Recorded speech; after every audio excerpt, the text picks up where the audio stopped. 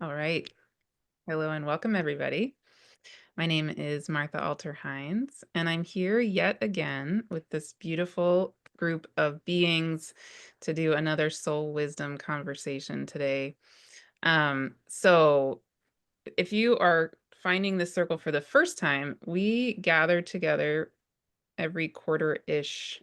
That's what we've been doing to come into space together, but really to invite all of you to come into our hearts and to come into soul community, to drop into the wisdom that we each are. I mean, those of us here, who you can see on this recording, but really every single one of you. So what I always like to do is very deliberately and consciously invite you to bring yourself into this circle, because we really are trying to hold the space and the reality that we are all equally needed in this moment on the planet. We are all equally wise. We are the wisdom of existence itself. Every single one of us, every single one of you. And um, so we're really trying to just hold that energetically. So please, we would love for you to consciously bring yourself here and join us. And today in this circle, we have Maura McBratney, Melanie Reinhart, Julia Balaz, Heather Ensworth, Dawn Brunke, Anne Baring, and myself. And we have previously had Kelly Hunter, who has needed to move on to do some other things right now. But we just want to say thank you so much to Kelly for having been part of this circle. And we're sending you all big hugs and love. And yes. So um, today I'm going to be facilitating. So what we've been doing is we tend to rotate who facilitates. Today it's going to be me. And our theme today is really timely, I think, especially given that we just had equinox. It's going to be a theme around waiting and kind of the time in between, because I think a lot of us are feeling a sense of waiting for what? I don't know what. Waiting or being in an in-between state. So that's going to be our theme today. Um, and to help us get started, I'm just going to help us drop in to the circle, and then we'll get to hear everybody's heart wisdom. Okay.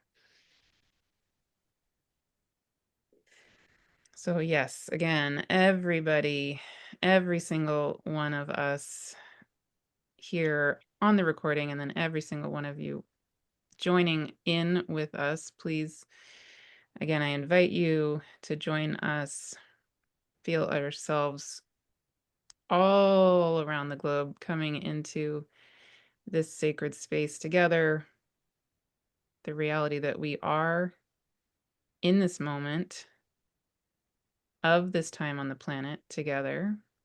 We've all chosen to be here. We are all incarnated. We are all in earth bodies right now for a reason, for a purpose, and we are all here and we're doing this together. So, taking a long, slow, deep breath, I invite you to feel yourselves landing, feel us each landing as a being of Gaia. Feel the reality that our bodies are Gaian beings. And then feel the light at the back of your heart, like the seed of your own divine blueprint, your own divine truth, your own divine essence, and the intelligence of the divine that is you, specifically you. And then taking another long, slow, deep breath, invite you to feel that light, the light codes that are you, the divine intelligence that is you, lighting up in the back of your heart and extending through your whole body with these light codes, similar to the growth of a plant coming out of a seed. So those light filaments reinvigorating your whole body, connecting you with the intelligence of the divine that is specifically you. And then feel those filaments of light extending beyond your body throughout this globe, this earth, beyond this earth, to the grid, the light grid of all of time, all of space, to what I experience as a womb or a chrysalis of the whole time space continuum. You can feel it however it feels for you. And then I invite you to feel and experience in your own way what I feel are these massive beings, benevolent beings continuously holding the whole time space continuum, like these ultimate Cheroklo energy beings, these beings who hold the healing space of all of time and space. That healing, they create like a healing circle for everything. They're incredibly powerful. They're holding all of us, and we are them holding all of us all at the same time.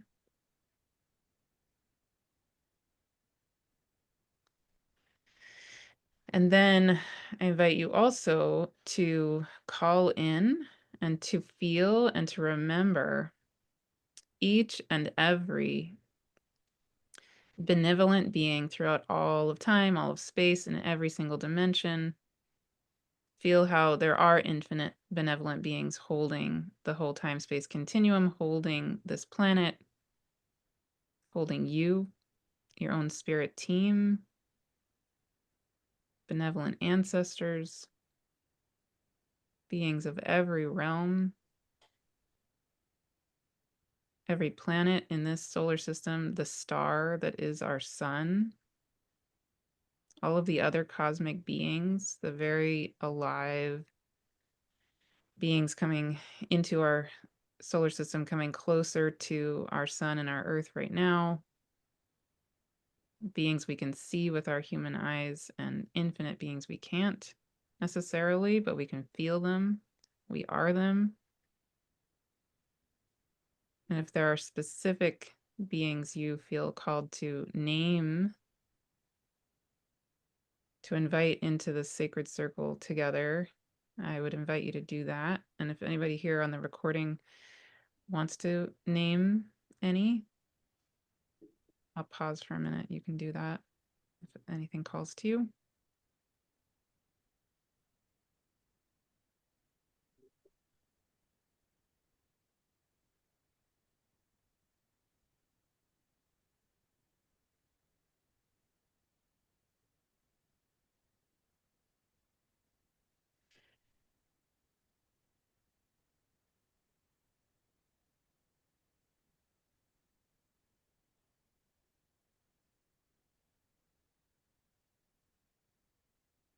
And what I'm feeling is the light of the heart of Gaia lighting up at the center of her being, and she knows all these infinite benevolent beings, and I'm feeling her just welcoming everybody home, welcoming everybody home back to this time of great remembering that we're all in.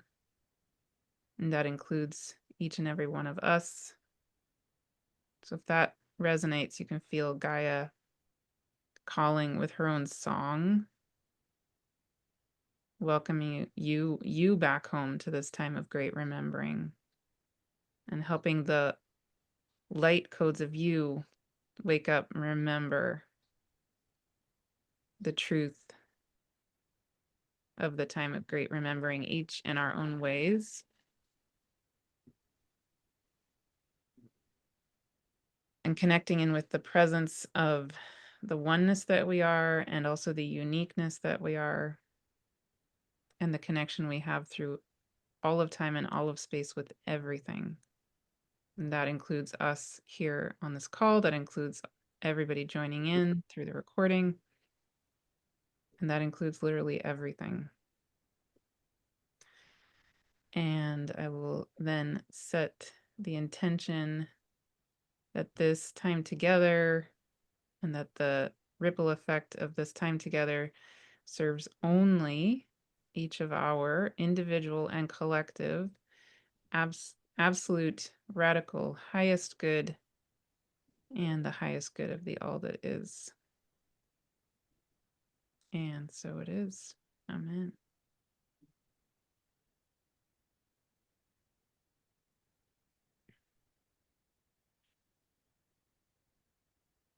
Okay. So yes, so our theme, again, waiting or the time in between. Does anybody feel immediately like you're ready? Otherwise, I'll just go around the circle.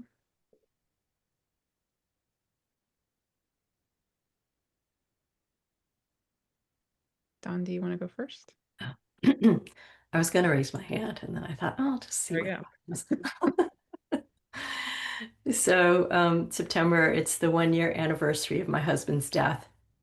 And when I look back at this past year, I recognize that I've really been in a cocoon.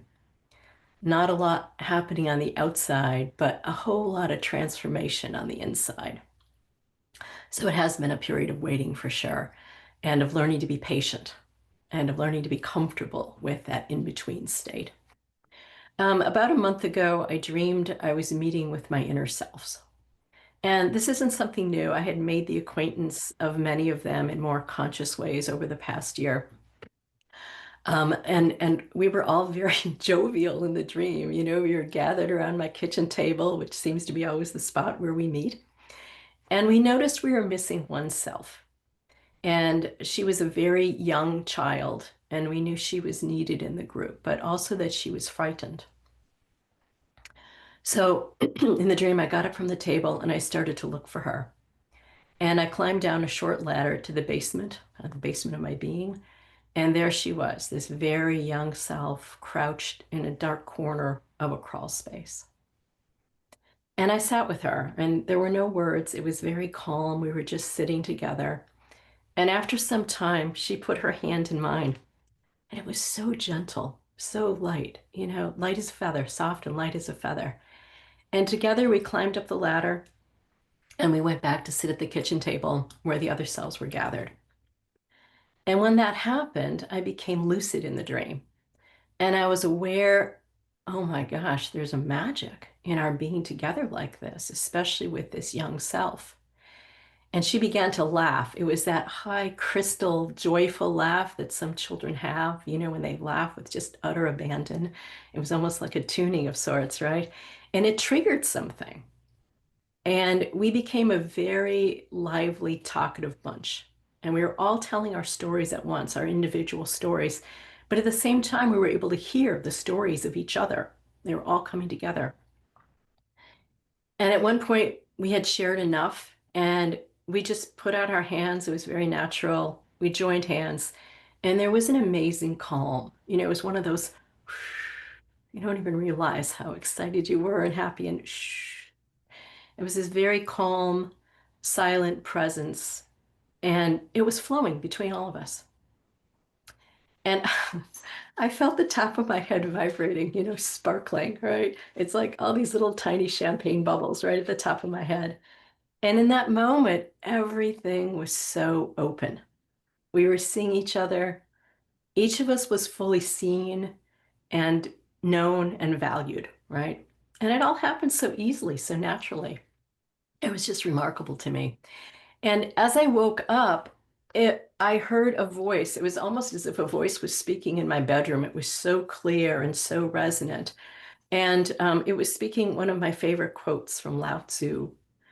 And the quote is, by letting it go, it all gets done.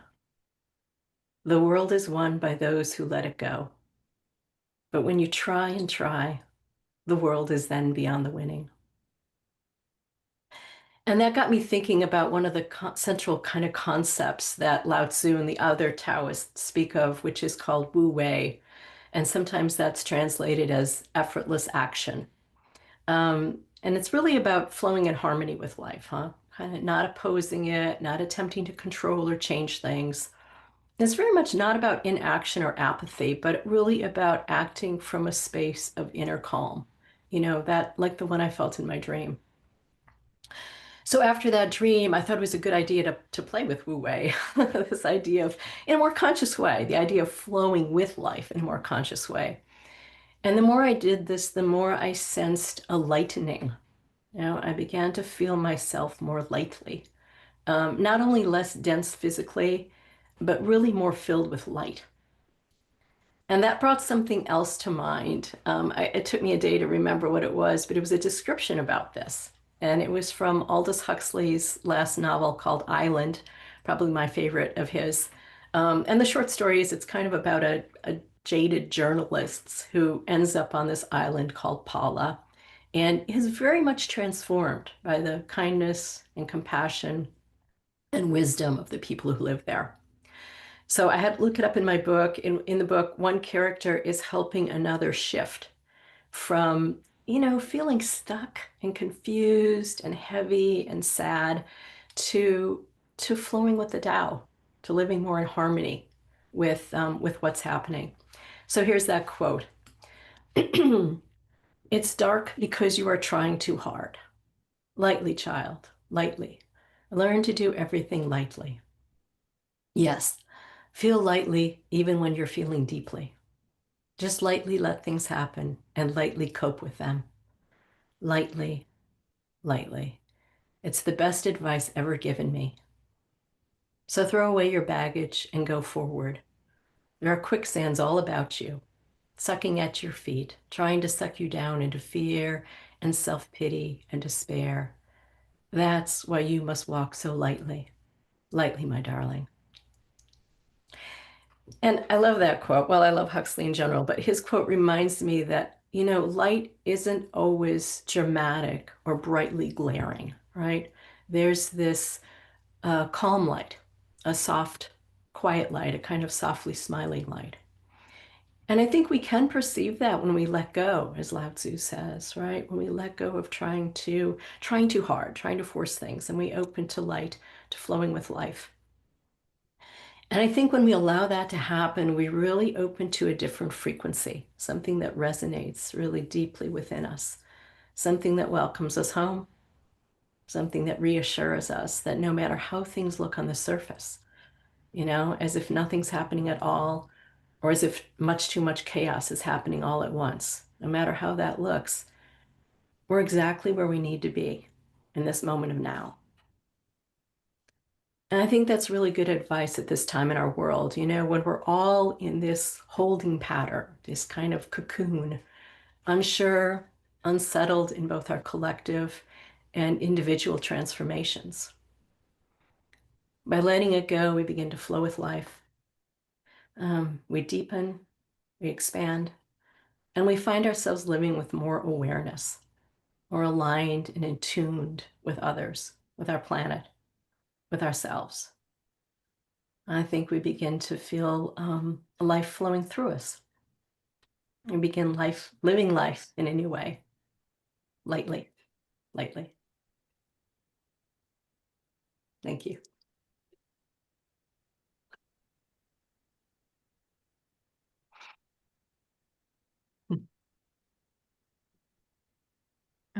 Julie, I'm drawn to you. Do you feel like you would like to go next, or you don't have to?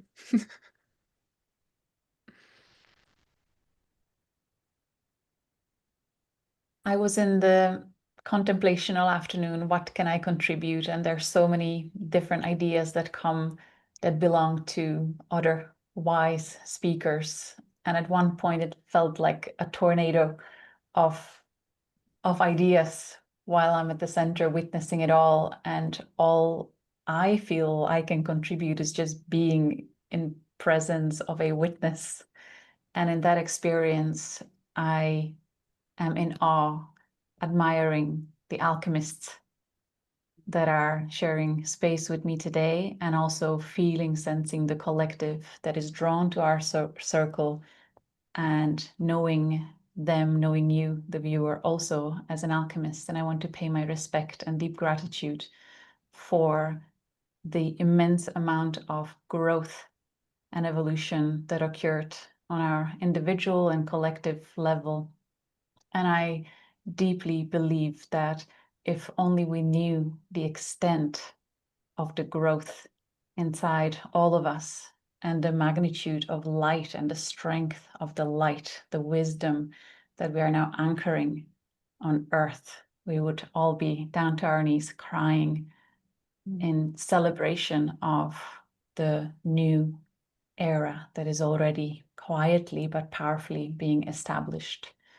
So I also want to thank everyone who is choosing to continue anchoring that deep presence of peace, witnessing that quiet but patient waiting for things to manifest in our physical reality while the old is still crumbling and doing its best to call us into it through fear.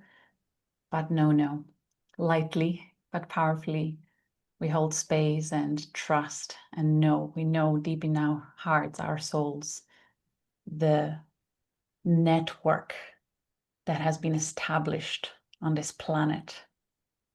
Nothing can pass through it as we move forward. So I just continue to be in awe and hold my space, hold my position, and in my knowing, in my faith, and feeling the celebration in my heart for the connectivity and greater harmonics that we're playing together. So thank you all.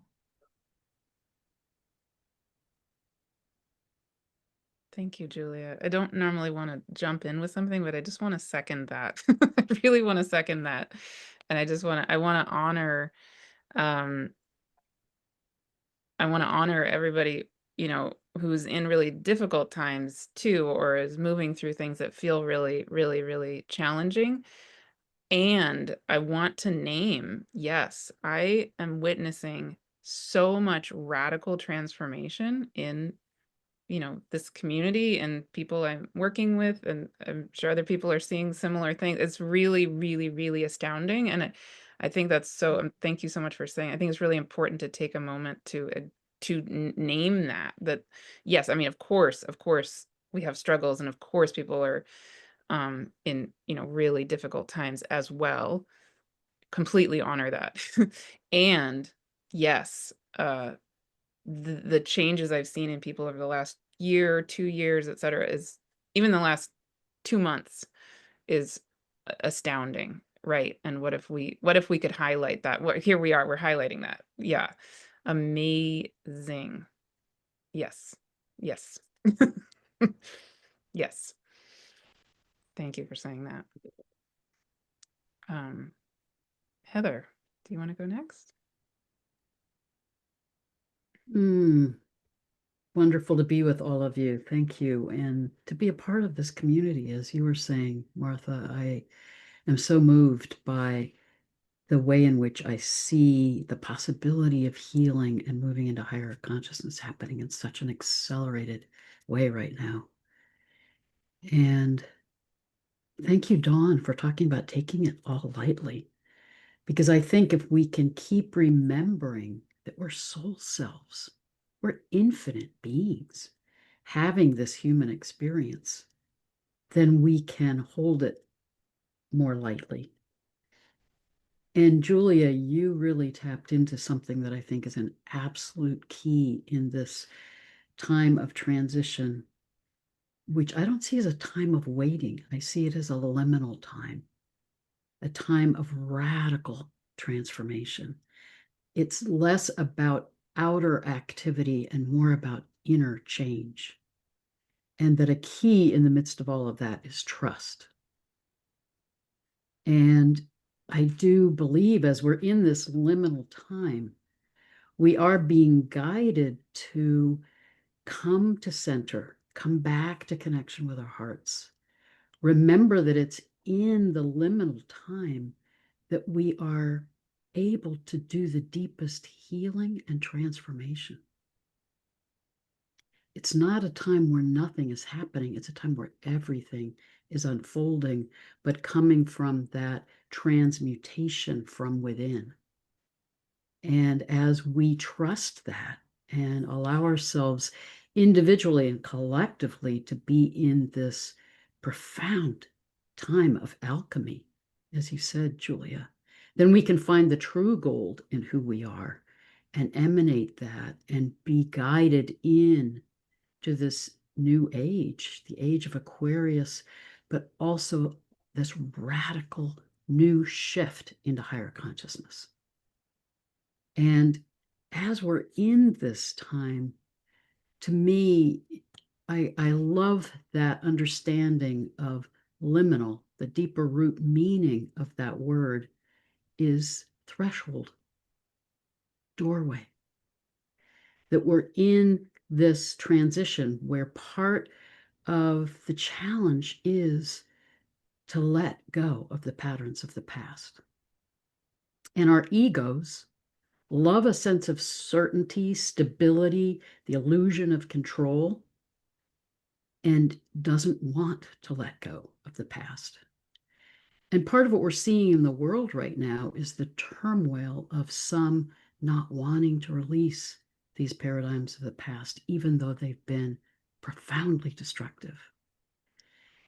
And as we can be in this process of trusting this liminal time that we're in and dissolving and allowing ourselves, like the caterpillar in the chrysalis, to be in the mystery of the not knowing. We can no longer identify with the forms of the past, but we don't fully see who we are becoming. But when we can trust and know that we are held by the energies of the earth and sky, I am profoundly moved by the way in which the energies of the earth herself, the comets that have come into our solar system, the configuration of the planets, they're trying to say, from my perspective, in neon lights, you are held, you are loved, you are guided. Trust. Trust.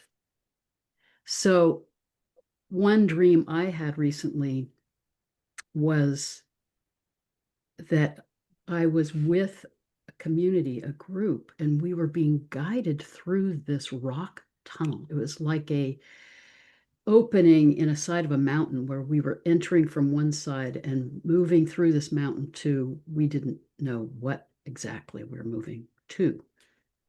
And as we were in this process, I remember feeling so powerfully, the key is align with the winds, be with the currents. Then they will carry us through this tunnel to what we're emerging into. But as I was moving through the tunnel and feeling that dance and process of just attuning to the energies of the currents, and like an eagle or a hawk, just letting myself be in that flow, I also saw people moving through the tunnel flailing and trying to control their movements and trying to manage the process. And they would hit the walls and get out of balance and had trouble getting through. And it also just so reminded me of the birthing process, that it is about feeling the compression, the intensity of the transition, and trusting that it is not about death, it's about rebirth. And the last thing I want to say is I love that Saturn is the guardian of the threshold. It's literally the planet in our solar system that is at that threshold between visible and invisible reality. And Saturn has been in a dance with the three outer planets, being in conjunction, guiding us through this transition. In conjunction with Pluto in 2020, we know the transition that was happening then and the death of the old forms. Now in this dance with Neptune, moving into exact conjunction with Neptune in February of 2026, dream into being the new forms. And then June of 2032, Saturn will be conjunct Uranus in the upraised arm of Orion in the sky. Order emerges out of chaos. It is the time of resurrection. So as we're in 2025, emerging from the Kali Yuga, the time of the lowest level of consciousness, we are being so guided by the guardian of the threshold. The ancient understanding of Saturn is Enki, the god of sweet waters who knows how to move between the worlds. And we are being held and guided to move through this liminal time that I see as 2025 to 2032 into resurrection, into new forms, new ways of being, if we trust and if we flow with the currents, guiding us and carrying us into new ways of being and seeing, and into a new way of being human. Blessed be. Thank you. Melanie, do you want to go next? Hey.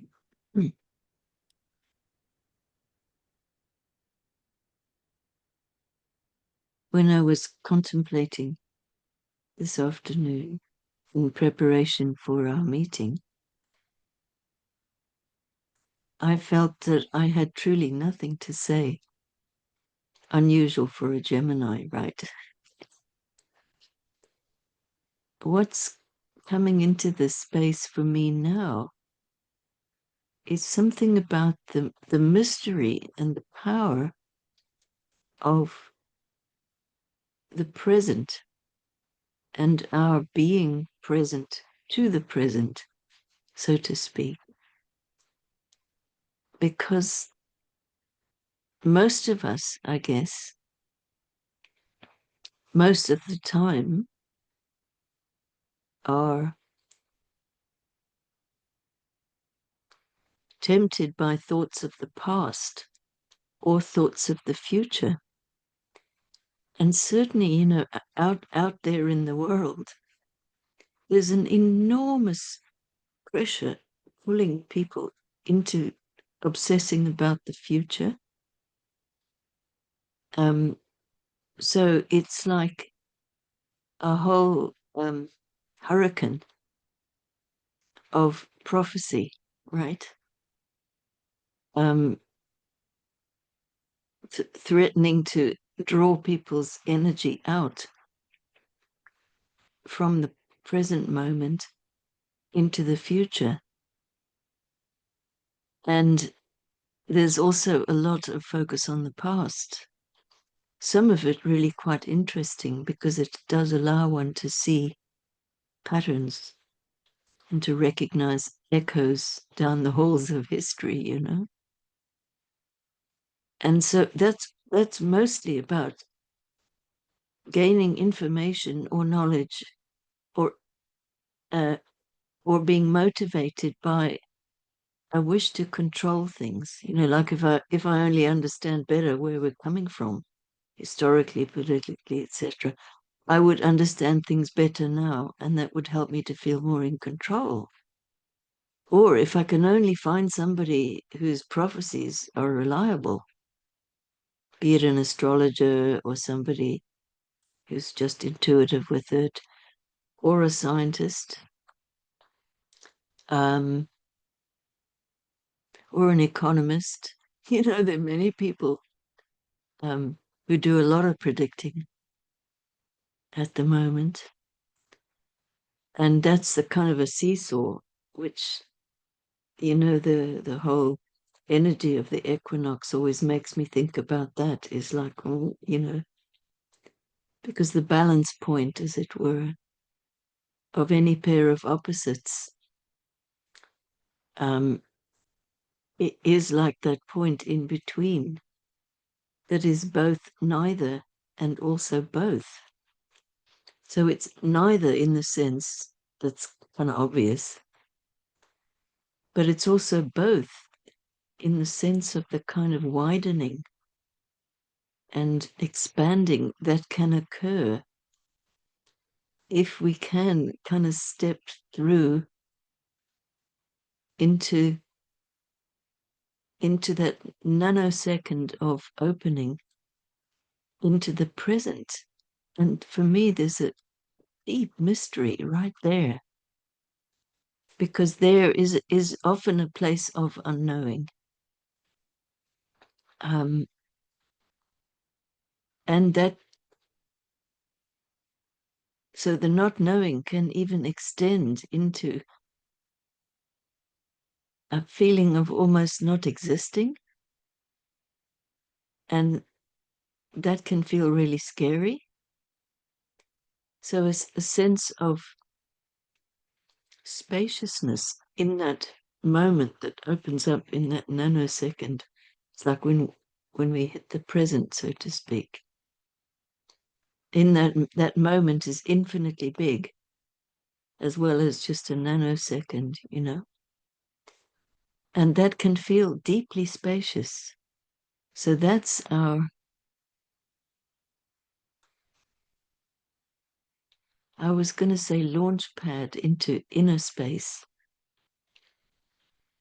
But the kind of image of a thrusting rocket isn't quite how it works, in my experience anyway. You can't kind of light a fire and roar off somewhere and enter that particular sacred space. It's more like a subtle kind of letting go, which itself can generate effort, trying to let go, or critical voices getting involved and letting us know that we're not letting go, and we should be letting go, because that's the way to the present or enlightenment or whatever the sentence is, okay? So in that aspiration to be simply present, you know what many of us might notice en route, because actually, well, no, that's also the wrong language, because there is nowhere to go. But it can be very interesting to notice what happens as that precious space of entry approaches. Typically, we start kind of meddling or interfering with our own experience as we go. So, for example, you know, we should be more clear in our mind or our heart. We should be more compassionate in our heart or our mind. And a whole string of really subtle shoulds and oughts and instructions from people whose views we might respect a lot, or books we've read that have really turned us on, you know, in a very sneaky, subtle way. Any or all of the above can turn into voices that keep telling us what to do and how we should be. And it's all for your own good. This is why I'm telling you, kind of approach. And so getting out from under that, again, if taken lightly, like Dawn outlined so beautifully, if taken lightly, that can be a deep work of the heart, you know, seeing what kind of frantic displays of need to control and all that our poor little ego gets up to, right? Earlier on, I had the image of like a little freaked out kitten. That's like the ego going berserk when we try to really get quiet and open up to the vaster cosmos or whatever. Something in us can turn into the little kitten, you know, with its claws out and its eyes wild and scratching and hanging on, you know, and so forth. I use that image too because I have maybe it's a kind of it's a dream companion. if I have had many dreams about cats. I love cats. And for me, the cat kind of comes to me as a direct reflection or gives me information about what my very personal, vulnerable child self might be thinking or feeling about a situation. Something that if I'm too busy or I'm going too fast or things get too intense, I just miss, you know? So then in comes my dream cat. So, you know, I know that if my dream cat looks vital and healthy and cute and whatever, but basically all is all is well in the way, you know. And, you know, if I see a kind of scrawny cat looking a bit miserable with, you know, fur a bit rushed up and so on, I think, oh my God, no, I have to really attend to this. And so the image of a little cat, as we sit down and invite a sense of presence or begin to enter feeling of emptiness, you know, then the ego or patterns of familiarity can rise up like a freaked out little kitten. And then, you know, like, what do you do if you have a little freaked out kitten on your hands? You maybe take it in your hands and go, there, you know, bring it some milk, listen to it purring and so on. Give it time to calm down, you know? And I think the same is true with these radical shifts that so many people are going through. The moment, you know, the amount of time and care it takes to process what's going on and just to allow the integration and the feeling of one's whole nervous system and energy bodies and so forth, just to kind of settle down. So for me, that image of the, you know, little freaked out cat, and you know, so normally cat's movement is so fluid, and this little tail and everything like that. But if a cat gets really freaked out, it's like all its little legs, they go really stiff, and you know, the head doesn't move and so forth. And so that's also a signal from the animal world, as it were, that if we pay really close attention to how we are feeling in our own physical bodies, there might be places where we're feeling, you know, like an alarmed little cat, but desperately trying to have it not be that way, you know. So maybe we do an exercise or we run around the block or so on and so forth. Whereas, you know, what the little cat might need is for us just to sit and feel that freaked outness and just give it time to unravel. So I guess, you know, what I'm wanting to say is that although the transformation process that we're referring to, you know, it's fast and furious sometimes, and very, very intense. The need for us to find that waiting time, that slow time, so that, you know, so the little cat can kind of calm down a bit. I feel that's very important for me, and I know I'm not the only one. I had a much beloved cat when I was a child. Its name was Tinky, and I could tell you some charming stories about Tinky, but I won't take your time with that.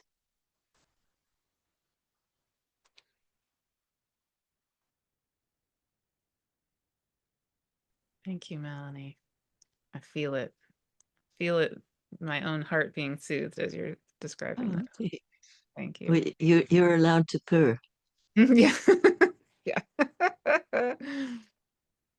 Purring is very healing. Yes.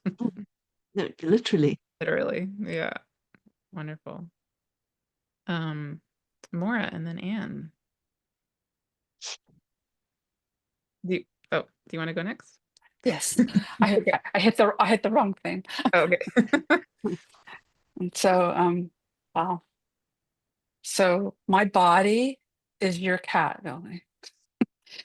I mean, that is so much where I am right now. And I also, when I was reflecting, I am very, I'm very one step in front of the other, literally right now, because I'm still healing from all of the surgeries and trying to get stronger. So my focus has been on doing whatever is necessary to be able to walk again unaided, to be able to move again with some ease and not pain. And I realize everything else just has to kind of go by the wayside right now, because that's my focus. That's what I've been given to do, is to bring myself back into some level of vitality again. And it's not the first time, and it is, and the waiting is so perfect, because I don't know exactly where I'm going to be when I get done with this. I don't know if everything I'm doing in the exercises and the PT and the all is going to make the difference. They say yes, probably, but I don't know for sure where my body's going to be when I'm finished. So it's holding this juxtaposition of knowing I need to do these things, and then also knowing I need to rest. There's days when I just go, okay, I can't. It's not for me to push myself or my body to do these exercises or to do that walk that I have to do, that everyone says I have to do. And I do have to do that. But I also need to wait and let my body tell me what she needs and what my psyche needs and what my soul needs to keep myself nourished. And that was also part of when we were talking about the theme of waiting from the hexagram, the number 5. In that is nourishment. What part of the waiting in that description was about nourishing, self-nourishing. And I think that's so essential at this time when things are so chaotic everywhere. Internally, externally. I mean, there are, as everyone has spoken so eloquently, so I'm not going to go through that again, but there's such huge changes that are going on in a way that it affects us. It affects our bodies. It affects our souls. It affects our minds. It affects all of it. And how do we stay? How do we keep coming? What do we do to keep coming back to center, to be able to do what's needed in the moment, needed at that time, but not to overextend ourselves to the point where we can't do anything else. So for me, it's been dancing on the head of a pin a little bit, because I'll go, okay, I can just push myself a little bit more, and then I'm like, uh-oh, next day, can't do it. So it's attending to what's present, attending to what I need, attending to what the right things are to do, and at the same time knowing that there's deeper things going on than just recovering the physicality. But there's deeper things going on in my psyche at this point of reclaiming my vitality. And so, yeah, I try not to pay attention to what's going on externally in the news too, because that's a way of doing it. But at the same time, I feel like we were talking about earlier. I mean, we need to at least have. I like to watch to see what the patterns are that are unfolding, so that we can see how we're going to move through those as we are moving through them, but not to get sucked into the fear. Or if we do, like you said so eloquently, Melanie, you know, we acknowledge it and go, okay, and then expand past that to say, this is what is right now. What is right now for me is I have a body I'm repairing, and it's a lot of work. And there's days when I'm doing those exercises that I go, I don't want to do this, but that's not the right thing for me at this point. I have to attend to myself. Because if I don't do anything, I won't recover. And if I do too much, I'll go into something else. So I see it as a metaphor. It is what I'm living, but it's also a metaphor for for life in general, to know what our limits are, to know what we need, to know how to attend to ourselves, to know what our bodies need, our psyches need, how we nourish ourselves through all the different ways that we can nourish ourselves. So one day it's going to be one thing, and the next day it's going to be something else. It's not always the same thing. So if there's any bit of wisdom I can say at this point is, if you're in a more difficult place right now, that physically or emotionally or financially or whatever, because there's a lot of pain going around right now, just hold knowing that you are held, and that if you do the things that come to you from your own heart, your own center, little by little, one step at a time, something will emerge at some point that will be more the wholeness that you need. And that's what I hold to. So it's holding that place of imbalance that you've talked about, of there is something else, there is this pain or whatever, and staying in the center is what's going to give me, and hopefully all of us, that place of being able to emerge into what's next, what the new form is, what the new energy is, what the new impulse is to create whatever that is. So I did print off a poem from John O'Donohue, who I love very much, and it's called The Interim Time. When near the end of the day, life is drained out of light, and it is too soon for the mind of night to have any darkened things. No place looks like itself. Loss of outline makes everything look strangely in between. Unsure of what has been or what might come. In this wan light, even trees seem groundless. In a while it will be night, but nothing here seems to believe the relief of darkness. You're in this time of interim, where everything seems withheld. The path you took to get here was washed out. The way forward is still concealed from you. The old is not old enough to have died away. The new is still too young to be born. You cannot lay claim to anything in this place of dusk. Your eyes are blurred and there is no mirror. Everyone else has lost sight of your heart, and you can see nowhere to put your trust. You know you have to make your own way through. As far as you can, hold your confidence. Do not allow confusion to squander this call, which is loosening your roots in false ground, that you might come free from all you have outgrown. What is being transfigured here in your mind is your mind, and it is difficult and slow to become new. The more faithfully you can endure here, the more refined your heart will become for your arrival in the new dawn. That is how I feel right now. So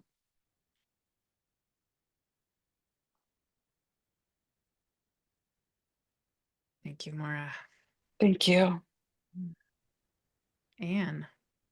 Thank you so much, all of you, because I've been greatly enriched by what each of you has said, and also comforted, because I also, like Maura, have been through a difficult patch with a great deal of pain.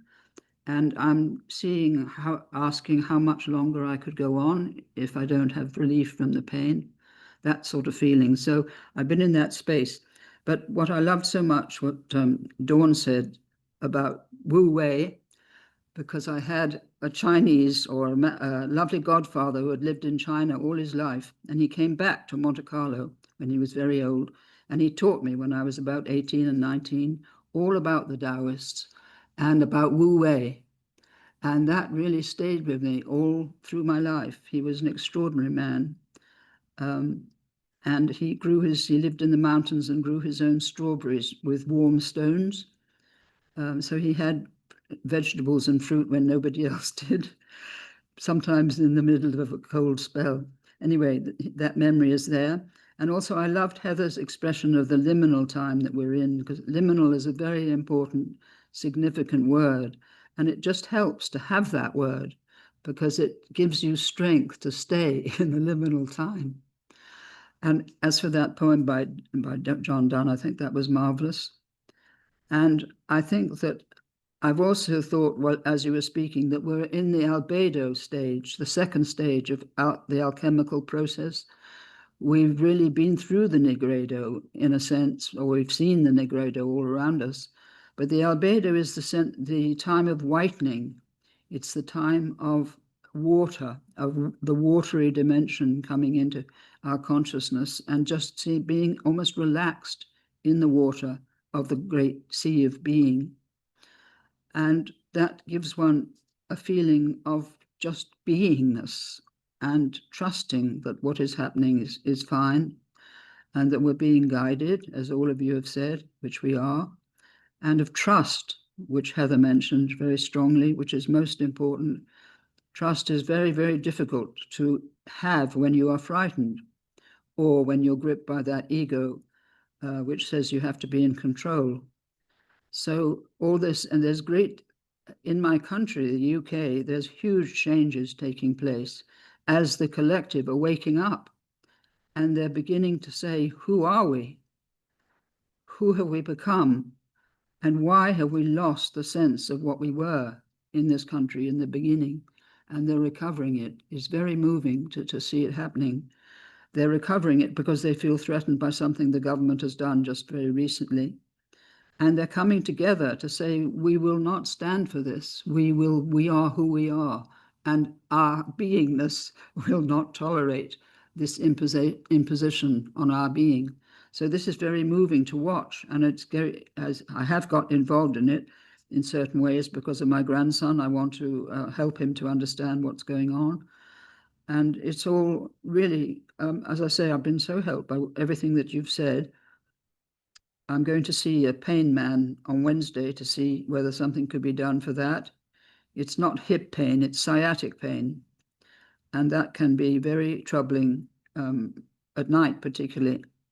So this is what I'm sort of working with. This is the little cat that Melanie spoke about. It's really sort of miserable, all curled up in a ball, and it needs stroking. So I should do a lot of stroking tonight. And I've had cat dreams too. And also there's a woman next door who feeds hedgehogs, cats, and a fox. She's literally within 100 yards. And she has a cat called Bee. And when I go there, the cat comes and wraps itself around my legs. It doesn't like to be touched, but if it wants to show interest in you or that it quite tolerates you, it will come and wrap itself around your legs. And it's got lovely, lovely fur, really healthy fur because she feeds it the best sort of food.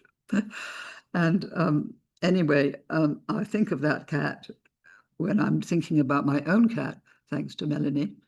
So thank you all so much for what you've given me, and blessings to everybody who is listening and to our group as well. And thank you, Martha, for being here for us and guiding us and leading us through these wonderful meetings, because they are tremendously helpful.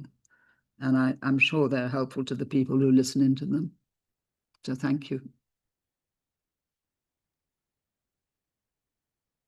Thank you, Anne.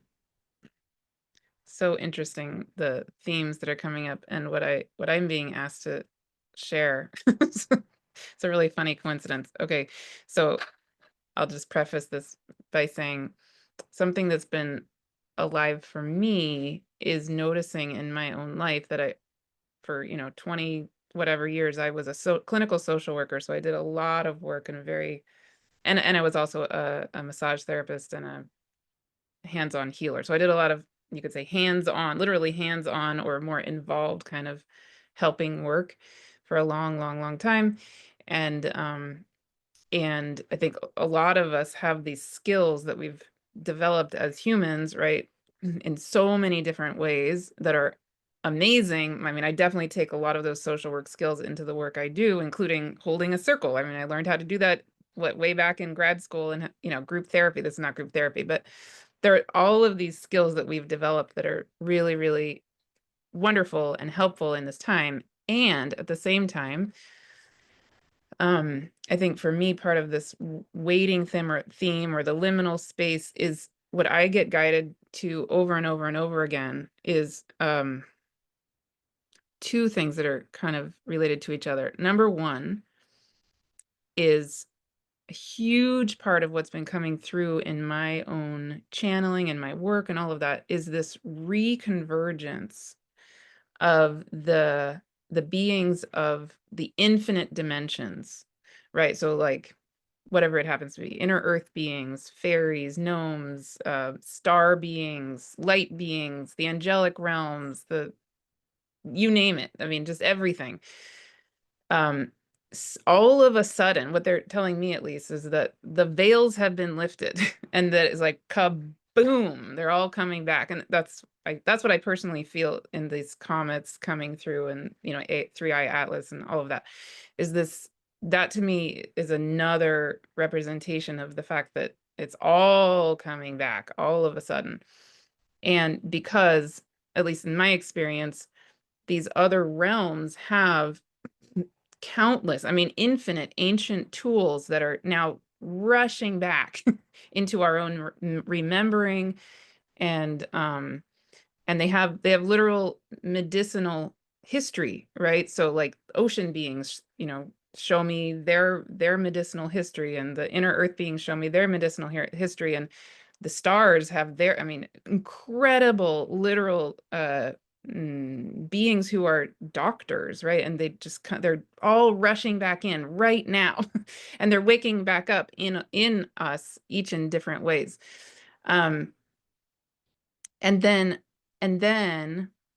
the other thing that I get told over and over and over again by my guides is, we need you to remember that you are a keeper, and that we all are keepers of, and we literally physically are, the infinite possibilities of light. So because, you know, every element in the periodic table other than hydrogen and helium was created in nuclear fusion within stars. So literally everything in our body is made out of the stuff that came out of stars. We know this, right? So so as we're in this moment on the planet, one of the things that I feel called to over and over and over again, even when I'm in moments when I'm having a lot of fear or a lot of anxiety, like earlier this week, I had a couple of days after the solar eclipse where I had so much anxiety in my body. I could not figure out what the heck was going on. It was really uncomfortable. And then I recognized for myself, oh, wow, it was because I'm in this big change moment in my own life. And it was, you know, my body was feeling that. But what I keep getting brought back to is the fact that both we have all these amazing, amazing tools that we've developed as humans, and there's so much more that is opening up to us that is literally rushing back in to our remembering. So anyway, the thing that I was getting told the other day in my prayers to offer to anybody this resonates for is so fascinating, the perfect timing of what Maura and Anne are, you know, dealing with, and just maybe any of us. What they're asking me to offer is essentially we can imagine ourselves and just come in and into our bodies and remember that reality, that every element of the periodic table other than hydrogen and helium is created in nuclear fusion within stars. So you can just like imagine all of our cells are literally made of stuff that came out of stars, right? So we're literally made of light. We literally are. And what they're showing me is if we're in those moments of fear, we're that kitten, you know, or we're like your hip is hurting or whatever it is, we're having literal pain, physical pain, emotional pain. We're in that moment like I was earlier this week of just my whole body was almost shaking just from bizarre anxiety. I couldn't figure out what in the world was going on. To one thing we can do if it resonates, you know, is just like Melanie was showing us, to bring our hands to our body, to our heart, to whatever part of us is calling to us. And of course, we can just be a healing presence for ourselves, of course. or do Reiki or whatever it is that we know how to do. But another element you could add is this reality that through all of our cells is what we're waking back up to, the reality that we are the infinity, the infinite possibilities of light that maybe we're suddenly remembering, right? And let the light itself like talk to the kitten, or like soothe the kitten, or like hold the kitten, right? It's an element of ourselves holding ourselves, but it's like infinity holding us too. Yeah.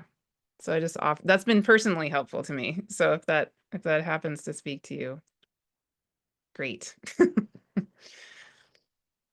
Wonderful. Okay. Very good. Well, we are definitely over our time, so I'm going to help us close. But is there anything that feels like it has to be said before we close?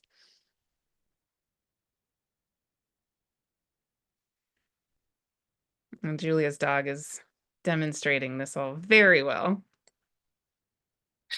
I'd just like to express so much gratitude for everything that's been said and everyone here in this circle and everyone who's listening, because it's all very profound and helpful Hmm, on so many levels. So thank you. Much gratitude. I second that. Yes. And please, everybody, share with us in the comments too. I mean, we would love, love, love to hear your input and your wisdom. Yeah. Okay, well then I'm going to help us close out.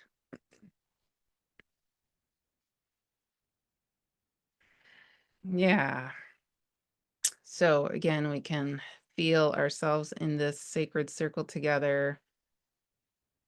Everyone here live, everybody joining in through the recording.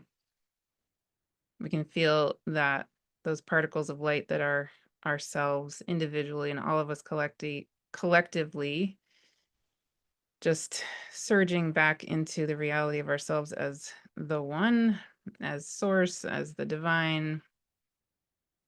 Feel how we are held by countless energies, beings, the solar system, the beings moving through our solar system, into our solar system, and then also so far beyond this solar system, this whole galaxy, every star, every galaxy, every being seen and unseen throughout time and space, all of the infinite beings, benevolent beings of every dimension of this earth, of every realm of existence, and beyond that, into the void, the powerful benevolence, wisdom that we each are, that is holding every single one of us individually and all of us collectively. And feel how, again, we have chosen to be here. We are here in this moment when the world is in this change time. And we are needed, every single one of us. And we can release anything and everything from this time together that does not serve each of our absolute radical highest good and the highest good of the all that is. And then allow to anchor in anything and everything that does serve each of our absolute radical highest good and the highest good of the all that is. We can feel the particles of light that do serve the highest good dancing with us, permeating, nurturing, and nourishing us deeply, giving us every single thing that we possibly need in each and every moment, helping us to know that we are never, never, never alone. It's impossible. We are always together, always held, infinitely loved, infinitely cherished, valued, seen. And we can feel those particles of light permeating the whole time-space continuum, holding all of time and all of space, and blessing everything. And so it is. Amen.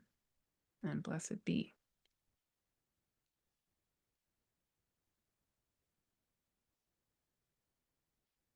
Okay. Thank you.